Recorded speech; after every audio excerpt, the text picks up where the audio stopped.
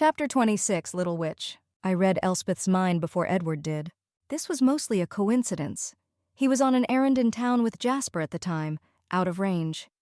They were trying to find a purveyor of forged documents so that Elspeth could be freely moved about the globe. Edward had to be along to help find such a person.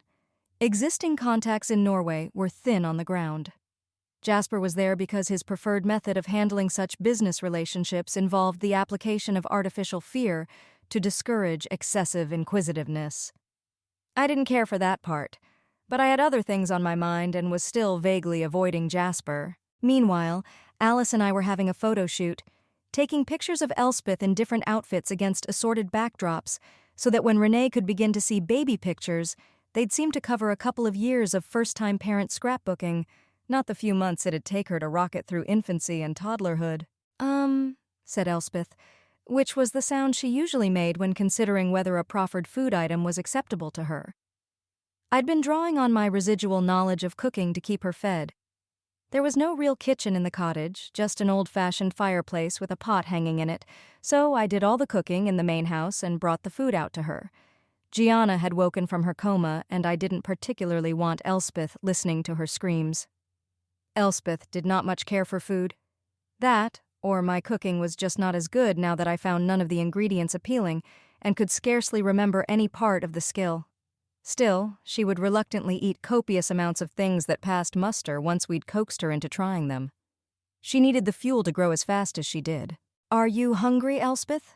I asked her, swapping her sweater for a silly ruffled dress that Alice had bought her.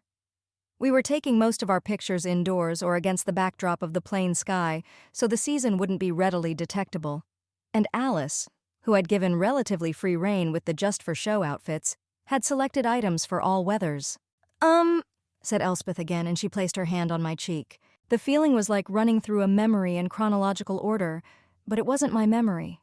Too fuzzy to be post-turning, too complete to be pre, and too painless to be from the middle of the process. Also, I was in the memory, my face, as it looked to those around me. After a moment, I realized, though I had no idea how or why, Elspeth was showing me her perspective on her own birth. The visuals were all there, although they didn't interfere with my real vision. It didn't come with sound or any other sensory tracks. There was just the picture of me leaning in, and then Elspeth's vision wheeling to show the rest of the room. And then the picture focused in on the blood from Gianna's cut. Elaborated Elspeth, putting her hand down. That was the sound she made when she had tasted a food, and it appealed to her. As much as food ever did, anyway. "Elspeth," I said, "in our family, we do not drink human blood. The rest of us have to drink animal blood, but you don't have to do that. You can eat regular food." I didn't talk baby talk to her. It wouldn't do any good to get used to that when we expected complete sentences back in just a few days. "What's going on?" asked Alice, sounding lost and holding a flowery hat. "We've got ourselves a little witch," I said, tickling my daughter and smiling. "A little witch who thirsts for human blood, but we will not be encouraging bad habits, no, we will not." Elspeth giggled, apparently in spite of herself. Then she made a remarkably mature sort of face, one that would have looked like a disappointed authority figure on anyone but my 2-day-old child. "What did she do? Is she telepathic?" asked Alice. "You acted like she'd asked you for something." Sort of. It was all visuals, no sound, no words, her own memory, I said. But I definitely had the impression that when she remembered the bit about Gianna's blood, she wasn't asking after her auntie's welfare. Alice chuckled. "Can I see if she'll show me something?" she asked, holding her arms out. I gave her Elspeth, who didn't appear to know what she was meant to do. Eventually, Alice took her hand and laid it against her cheek, the way Elspeth had done of her own accord when trying to communicate with me. "Ooh," said Elspeth, apparently comprehending, and Alice's eyelids fluttered while she processed the offered memory. "So now you have 3 sources of vision," I said. "How's that working out for you?"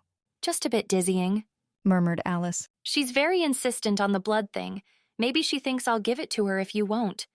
"Ah, no you don't, Elsie," I said, retrieving her, and the intended hat, from Alice.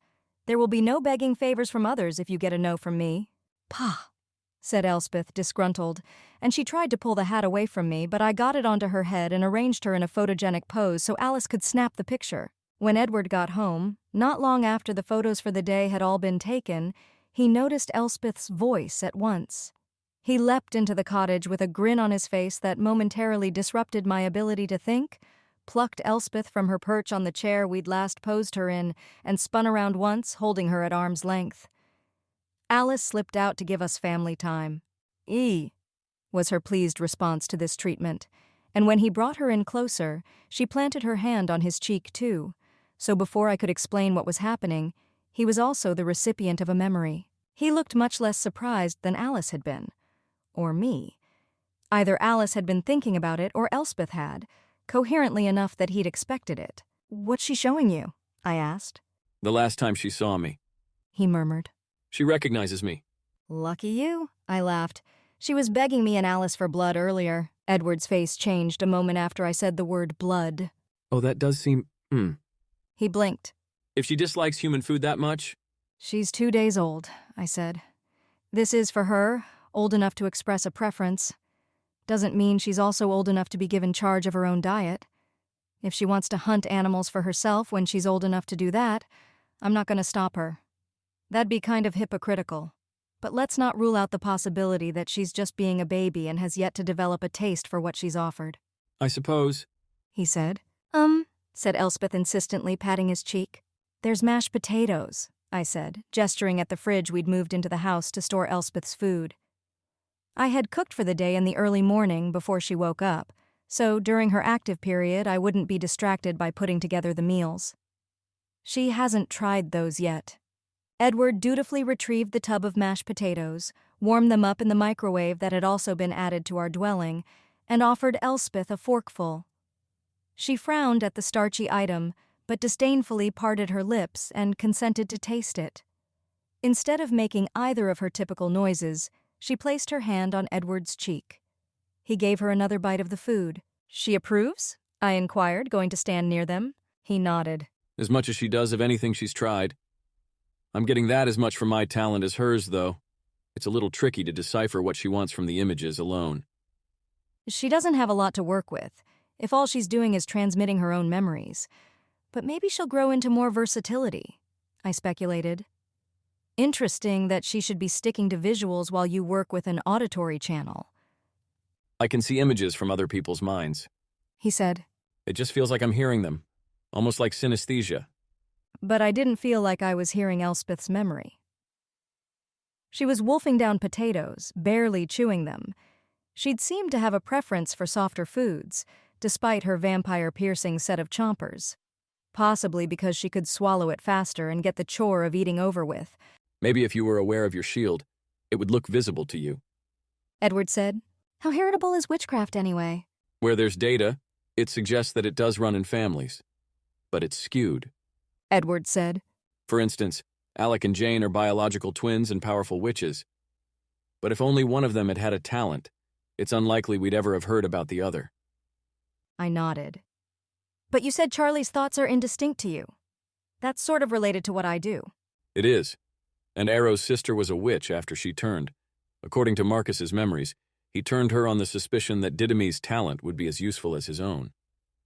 Elspeth finished the potatoes, having swallowed them nearly as fast as Edward could bring the fork to her mouth. Her quick metabolism was already burning them for fuel. There was no visible protrusion in her belly. "What did Didymie do?" I asked Edward, plucking her from his arms selfishly to cradle her. He looked at the pair of us with a pleased gleam in his eye. She had an aura of happiness, he said, plainly not thinking very hard about the topic of conversation as he reached out to stroke Elspeth's cheek. Couldn't turn it off, couldn't direct it, couldn't do anything with it but project it everywhere she went.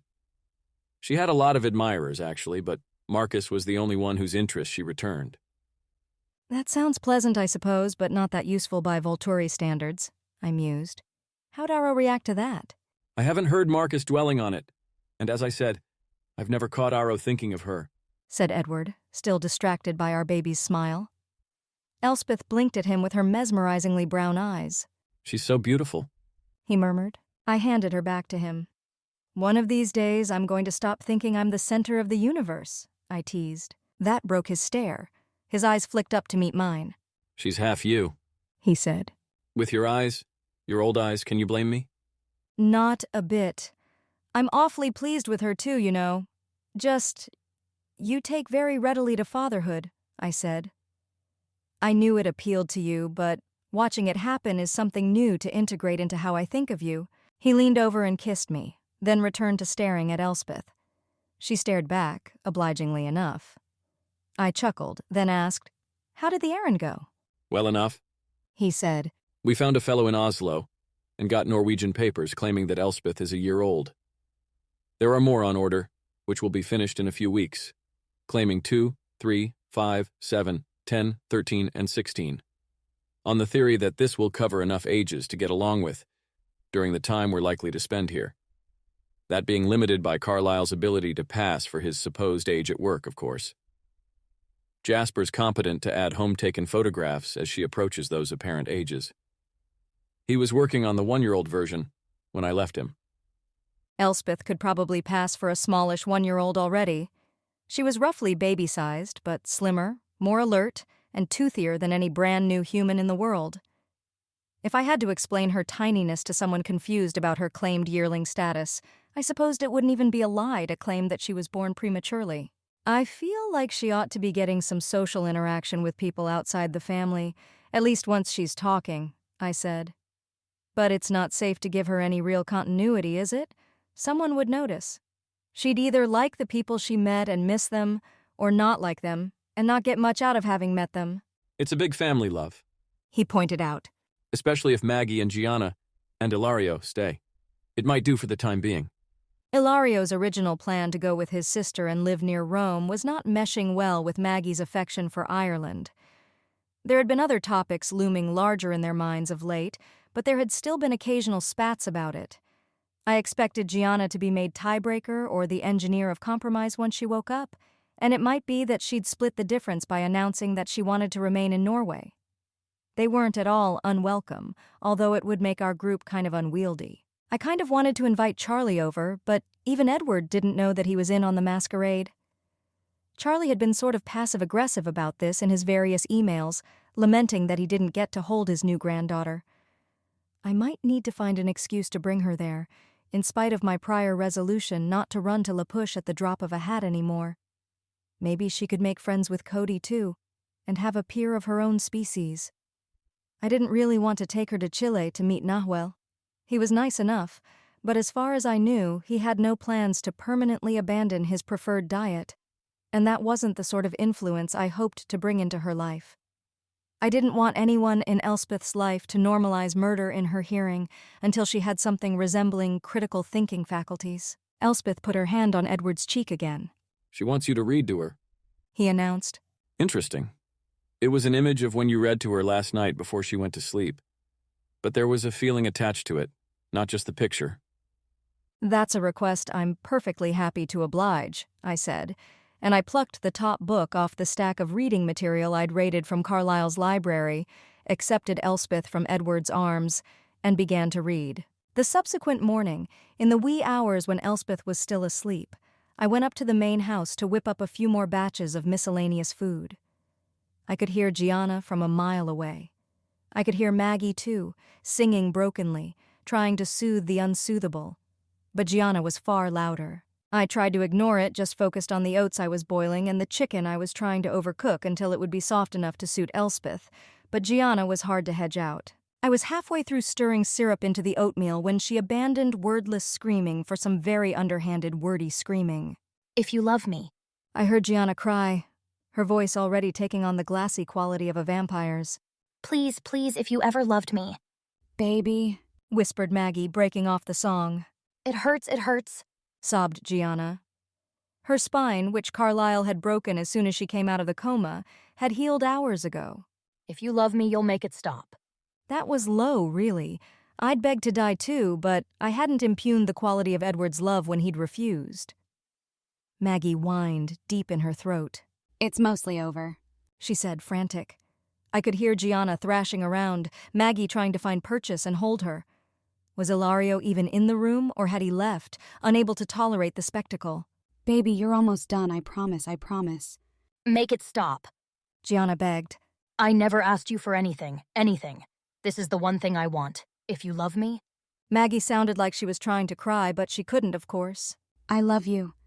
I love you so much, my Gianna, and I can't kill you. I could never. I wish I could make the hurting stop right now any other way. But I can't, baby. But I love you, please. You have to know that. It's almost over. Then, a quaver in her voice that I barely detected, she sang again, and Gianna gave up on arguing and just howled. I gritted my teeth a little. The screaming was bad enough, but I also knew what it signified, and that was worse. It was all well and good to know that Gianna would wake up a glorious immortal and return in joy every moment of misery she was causing Maggie now, and get back everyone she was enduring by fire herself. She was still suffering. I packed up the sweetened oatmeal. Gianna was hyperventilating. I pulled the chicken out of the oven and replaced it with a pan of assorted vegetables to roast. Gianna started repeating Maggie's name over and over and over, too fast and desperate and strung together to sound like she even intended to start a complete sentence. Maggie was too distraught by this to go on with her song, and she interrupted it again, repeating Gianna's name in turn. I couldn't turn off my ears. If I was going to be in the house, there were no earmuffs in the world fluffy enough to prevent me from hearing everything they said. I busied myself with the transfer of the chicken from its roasting pan to a more portable container, trying to ignore the strangely intimate exchange of pain upstairs. Bella, Said Gianna's voice suddenly, interrupting the litany of Maggie, Maggie, Maggie. Huh? murmured Maggie. What? I said. They'd hear me as well as I'd hear them at this point. The remaining enhancements Gianna would get to her hearing weren't so great that she couldn't already hear me from a flight of stairs away. No. Maggie pleaded. Baby, don't do this to me, please. Bella, Choked Gianna. I helped you. Help me. I won't kill you, I said. Baby, please stop. Maggie begged. Ilario said no, and I said no, and Bella said no, and everyone's going to say no. Please don't ask, baby. I know you want to live. It's just that... I want to die. Gianna screamed. There was a silence, a pause, and it occurred to me to wonder how that statement, so bald and certain, would affect Maggie. Not a request or an implication, just a fact. Spoken to Maggie, who knew lies when she heard them. Gianna wasn't lying. There was a sound like fingernails on a chalkboard, and Gianna's breath caught, and I was up the stairs and through the door without bothering to open it. I pried Maggie off of Gianna, breaking the redhead's wrist in my haste with an unrestrained application of newborn strength. I seemed to have been just barely in time. There were cracks running along the surface of Gianna's skin, where Maggie had squeezed her, but she was basically intact, still breathing, her heart still forcing envenomed blood through her veins. Maggie let out an incoherent sob, but didn't try to fight me. It had been a moment of weakness against her mate's demands. Then, not a concerted change of opinion. The cracks knitted, Maggie's wrist healed. Should have let her. Gasped Gianna. Please, please. Maggie, do you need to be somewhere else? I asked. Gianna didn't have the power to hurt herself. She'd be fine left alone, physically, and the emotional succor Maggie had to provide was clearly not going to do her any good. I can't. I hurt her. Oh God, I didn't want to hurt her. I can't. Maggie wailed. Maggie. Whispered Gianna, but the named vampire shut her eyes tightly. Yes. Maggie told me. I picked her up and carried her out of the house, away from the screaming. I didn't worry about the vegetables in the oven. If they were going to catch the house on fire, Alice would see in plenty of time. Maggie didn't try to get me to set her down. She just curled up inwards on herself and made keening noises. I put her on the edge of a fjord, and she sat, mostly upright, hugging her knees and burying her face. Thank you. She murmured. You're welcome, I said, although the stock response seemed inadequate to the situation. Are you okay? Ilario is better than me. Maggie said in a monotone, unlike her usual lively voice. He wasn't sure of himself, so he left. That was better for her. Not so risky, I wasn't sure. And I stayed because I wanted her to need me. But she doesn't. She needs anybody but me. I was weak. I hurt her. I knew it could happen. It happened before. Before, it was a series of accidents, I said. After, a response to a sincere request, albeit a request you should have seen coming. It's not like your ultimate plan was ever to cause her harm. I didn't ask to die when I was turning. Maggie murmured. I asked if it would be over and she said yes, and I believed her because it was true. It's not just a matter of believing it, I said. Maggie clenched her hands in the fabric of her pants. The denim strained, but she didn't tear it. If I leave now? She said. If she never sees me once after she's done, do you think she has a chance to find somebody better than me one day? Who wouldn't have tried to... I'd never heard a vampire stutter before. I have no idea, I said, and even if she could, it might take long enough that Alice couldn't see it. You couldn't be sure. I didn't have the details of how Sue had felt about Harry between his turning and hers except the obvious behavioral evidence, let alone how she'd have fared if he'd died while she was mid-change, and that was the nearest template I could have extrapolated from. What if I died? Would that do it? I don't know, I said.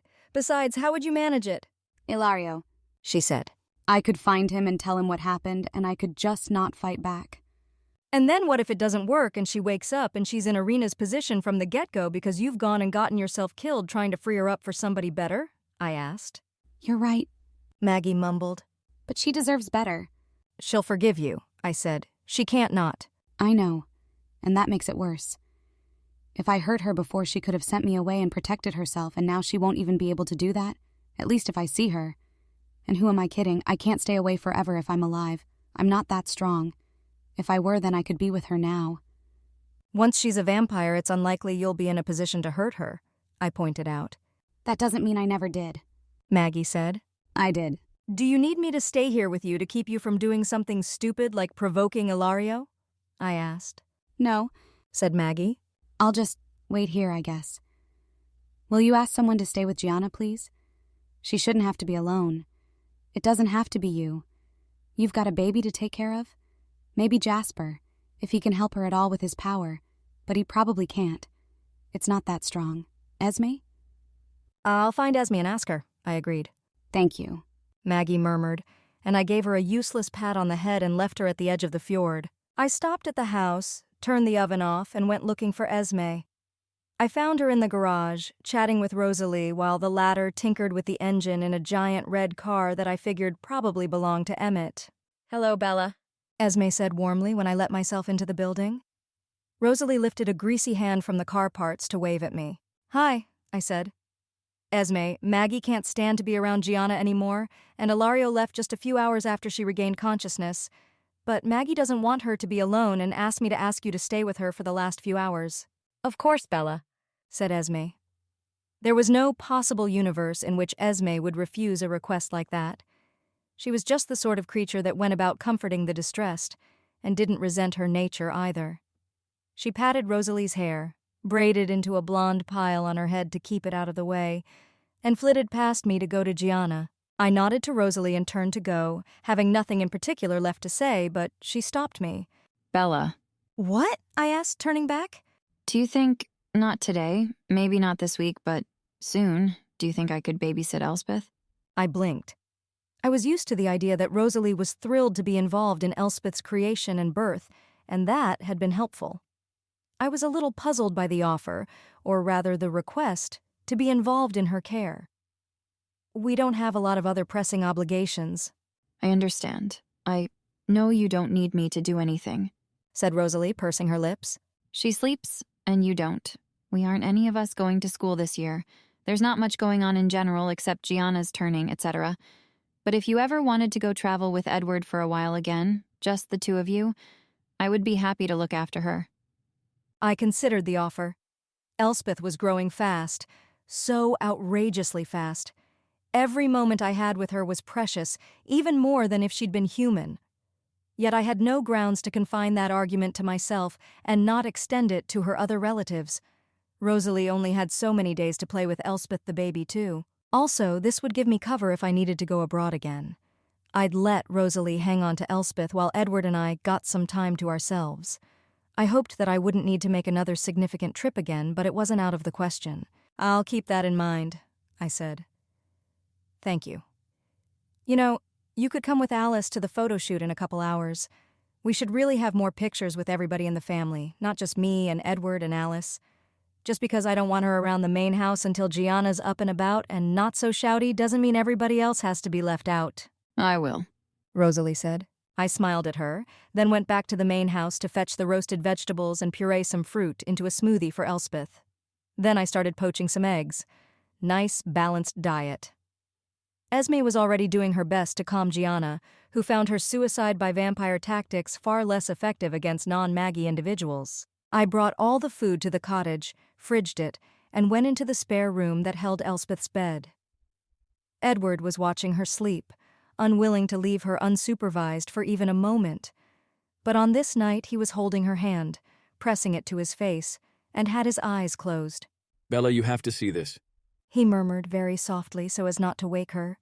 He motioned me closer with his free hand and put Elspeth's palm against my cheek. I could see her dreams. I gasped involuntarily, not enough to wake her, as remembered colors and forms and faces floated across my mind. Peaceful, mostly meaningless, mesmerizingly lovely. Edward's face and mine were the most prominent in the dream, but everyone else she'd ever met made at least one appearance.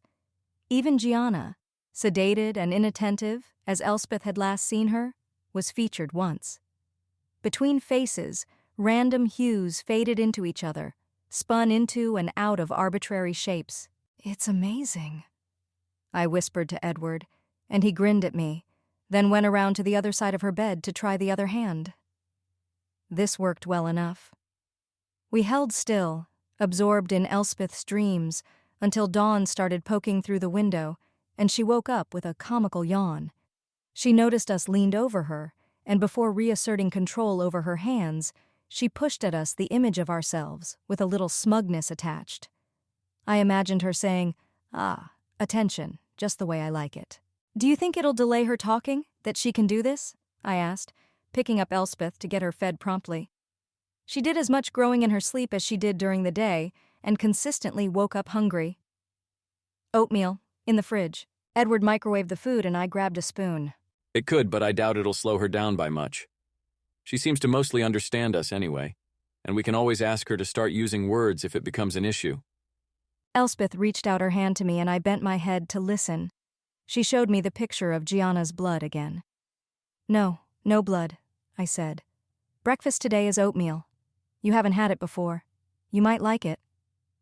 I stood back up while Elspeth made a pouty face at me. "You'll look out for whether she's actually not feeling well as opposed to just wanting it for the taste, right? It's not impossible that her dietary needs are different when she's growing than they will be when she's an adult, but she's seemed healthy, just petulant." All I'm getting is the petulance part. He assured me. He took the oatmeal out of the microwave and Elspeth huffed a small sigh as its non-blood smell steamed through the room. "Speaking of what you pick up on," I said, giving the oatmeal a stir, "why were you so enthralled by her dreams? They were new to me, of course, but wouldn't you have been able to hear them regardless without her projecting them to you?" Actually, I can't hear dreams, he replied. They either don't count as surface thoughts, my theory, or they're too different from any mental activity I can do since I don't sleep, which is Alice's hypothesis. "Does Eleazar have an opinion?" I asked, scooping up a taste of oatmeal to offer Elspeth and listening to her hum to herself as she contemplated its flavor. Never occurred to me to inquire. Edward replied. At any rate, dreams are supposedly hard enough to remember while still human. I have no recollection of the process at all myself, so it was very novel to be able to see Elspeth's. From what I wrote down, most dreams are much more complicated than that, although probably not in anything resembling Elspeth's age range. How did you get the idea? She was making sounds in her sleep. Not talking, but it was close enough to the way you used to mumble to yourself, he said. And it seemed worth a try. Sighed Elspeth, and I gave her more oatmeal. She consumed it with a despondent and long-suffering expression. Rosalie arrived to the photo festival as promised. The grease was washed from her hands and her hair was down again. Emmett came too. Elspeth, who had plenty of motor control, clung to his head like it was a crow's nest in one picture. The look on Rosalie's face when she had her turn to hold Elspeth and pose was glowing, proud, a heart-piercing smile, with a twinge of sorrow. She was either trying to forget that Elspeth wasn't her own baby and not quite succeeding, or she was reveling in aunthood and distracted by something else related or I glanced at Edward, looking for cues. He was calm, so I didn't worry about it. Alice got a few shots of Rosalie holding a parka-clad Elspeth and then directed the costume change and the handoff. When the baby had left her arms, Rosalie's face assumed its default expression, lofty, neutral, introspective. Rosalie's expression normally said, "You'll have to do better than that to get my attention." That might have been what made her happiness so arresting when she displayed it, come to think of it. I was looking at her while I thought of this, and noticed a quiver of her eyebrows. Very subtle. Rosalie wasn't paying attention to me. She was watching Edward pose for his pictures with Elspeth. I walked into the frame after Alice was satisfied with the batch, and then there was a nuclear family shot. And then Edward walked off, Elspeth got a new outfit, and I took a picture with her by myself. It was an intricate sequence of tasks, but we all moved quite fast, and Elspeth was durable enough that we didn't have to dress and redress her like she was made of soap bubbles. She could certainly be harmed if we were really careless, but avoiding it wasn't that hard and didn't slow us down that much. All told, the taking of photos was an operation of 15 minutes. Alice danced away when the last snapshot was in her camera, to upload them all to her computer and get versions of them that made me look pink and brown-eyed, shopped for my ignorant family. Rosalie lingered even as Emmett left. Do you want to give her her morning snack?" I asked. We fed her 5 times a day, which wouldn't be that strange a feeding schedule for a new baby if we weren't giving her giant portions of solid food, although it would be arguably stranger if she was getting a liquid diet because in her case that would take the form of blood. "See if she likes eggs?" I'd like that. said Rosalie, lighting up. I handed her Elspeth. She followed us into the house, and with Elspeth in one arm, she warmed up the eggs. Rosalie seemed immensely gratified when they got a positive reception. I supposed I should have guessed that eggs would be Elspeth's favorite food, given their appeal to Gianna during the pregnancy, and Sue during hers, for that matter. It was a small thing, and it made Rosalie immensely happy, so I refused to let myself resent the fact that Elspeth's first eggs hadn't come directly from my hands or Edward's. Elspeth ate her 6 eggs with reserved gusto. Part of me wondered where she put all her food. She was maintaining a high body temperature and growing, so I supposed it would make sense that she'd eat like a werewolf, invariably ravenous, but the wolves were a whole lot bigger than her. After Elspeth was informed that the 6th egg was the last, she promptly beamed up at Rosalie and planted her palm on the blonde's cheek. Ah, Said Rosalie, melting. she's so polite. "Has she found a way to say thank you?" I asked. Rosalie nodded just a little, not dislodging Elspeth's hand. Just replaying what happened, with a feeling attached. She cooed, rocking the baby slightly. I had the most peculiar feeling that I was somehow being intrusive by hovering over Rosalie while she held my daughter. I looked over at Edward, who was standing just behind me, a thin frown spreading across his face. There was no obvious way to demand that Rosalie hand Elspeth back and leave without being rude, and setting a bad example for manners seemed worse than just letting Rosalie loiter a bit. I put the egg container back in the fridge to keep it out of the way. I'd wash it later while something or other was cooking the next morning. Aren't you, darling? Cooed Rosalie. Elspeth smiled smugly. Edward said, Gianna's going to be done turning in less than a minute. "Oh, we should all go look in on her," I said. "Elspeth ought to get properly introduced. Gianna did her a very important favor after all." I paused. "Someone should also let Maggie know," Rose, would you run and tell Maggie, please? asked Edward, holding out his arms for Elspeth. She's sitting on the edge of the fjord nearest the main house. Rosalie looked regretful, but handed over our daughter and went to inform Maggie. Edward and I, Elspeth in tow, made a beeline for the main house.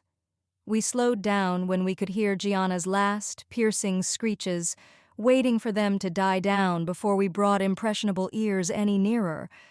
Elspeth's hearing was not as keen as ours, and Edward assured me that she didn't hear a thing. We arrived at the room where everyone was congregating last, just after Rosalie and Maggie. Gianna was on her feet, gazing out the window, tall and whole and perfect. The barest tea tint remained to her skin. She was Ilario's exact match in coloration. Behind her was everyone else in the coven, Ilario at the front of the group. Maggie stood off to one side, cringing in expectation of some terrible retaliation for her bad judgment hours earlier. Gianna? Said Ilario softly. Gianna spun on one foot, took in the assembly of us with one sweep of her eyes, and fixed her gaze on Maggie. Her newly crimson eyes lit up with pleasure. "Well," said Maggie. "well, look at you, baby." Gianna flew forward, enveloping Maggie in a hug. For the first time, I consciously noted how much taller Gianna was than her mate. Maggie was pretty little, but when I'd compared her to Gianna as a human, the known difference in strength was more salient than mismatched stature. Maggie squeaked when embraced, and Gianna blinked and released her, having made the same mistake I had the first time I tried to hug Edward as a newborn. Simultaneously, the two of them said, "Forgive me?" Presumably, Gianna wanted forgiveness for how she'd asked to die, and Maggie wanted it for listening to her. It occurred to me that Ilario still didn't know what had happened while Gianna was turning, and would have no idea why Maggie would need forgiveness, unless he thought it was about her having left Gianna while she turned. I supposed, if he saw fit to make a fuss about the event at this point, if he even learned the information, then Gianna would inevitably make it not worth his while to attack Maggie. Gianna and Maggie grinned at each other, giggling softly over the concurrent utterances. After a moment, Gianna looked up at the rest of us. Good morning, she said. Etiquette was silent on the way to greet a group of vampires who were there to watch one newly be a vampire. Oh my, is that Elspeth? I nodded, taking her from Edward and holding her up so Gianna could get a better look. Elspeth Anna-Rose Cullen, in the flesh, I said. Oh, she's so cute, said Gianna. Hello, Elspeth. You've gotten much bigger. Say hi, Elsie, I prompted. Elspeth waved at Gianna, smiling toothily, and then stretched out her hand, wanting to communicate by memory transfer. Cautiously, aware that Gianna was still a newborn and that Elspeth's blood, while not very appealing, was present, I stepped forward to enable this. Gianna looked politely puzzled by the baby's intentions until she had begun conveying the desired information. Oh, she knows who I am, Gianna said, beaming. She's very smart, especially considering she's 3 days old, I said. Elspeth dropped her hand and I resettled her in my arms. You should hunt, baby, Maggie said, wrapping herself around one of Gianna's arms. Edward, is the place clear? He checked and nodded, and Maggie urged Gianna out a window and into the woods. Ilario followed them after a moment's deliberation. I'm glad that's over with, I said. Well, Elspeth, do you want to have a look around this house? Elspeth planted her hand on my face and replayed the quick journey in through the front door and up the stairs that she'd already undertaken, with an attached feeling of incompleteness and curiosity. I'll take that as a yes, I said. That was my last peaceful day.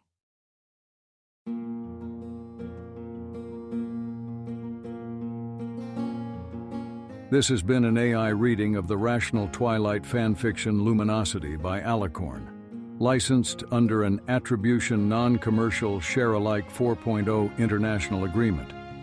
If you wish to support this AI reading and others like it, please visit patreon.com/AskWhoCastsAI, where we are releasing episodes 4 weeks in advance of the regular feed.